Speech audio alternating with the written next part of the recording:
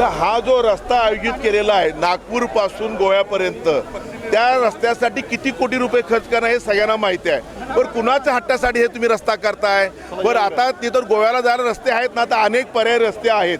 ह्या देशात शेतकऱ्याला महत्त्व दिलं पाहिजे आणि आम्ही देतोय आणि देत राहणार. पण शेतकरी उद्ध्वस्त करायचा आणि ठेकेदाराला मालामाल करायचं या उद्देशाने जे भाजप सरकार काम करते त्याला आमचा विरोध आहे.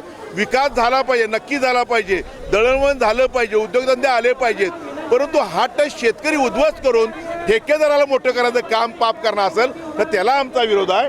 शेतकरी महत्त्वाचा, शेतकरी जगला पाहिजे तर देश जगेल, हे जे आमची ह्यासाठी आमचा लढा आहे.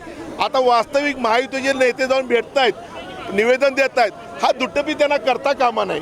त्यांनी स्पष्ट आदेश जाऊन बसून मुख्यमंत्र्यांना दिल्लीत जाऊन बसून सांगायला पाहिजे की हा रस्ता ताबडतोब रद्द करा. एवढे शेतकरी इथं उद्ध्वस्त होत आहेत. शेतकरी आम्हाला महत्त्वाचा आहे, रस्ता महत्त्वाचा नाही, म्हणून आमचा विरोध आहे. नमस्कार, मी प्रथमेश परब. माझा महाराष्ट्र कोल्हापूर या चॅनलला लाईक करा, शेअर करा आणि सबस्क्राईब करा.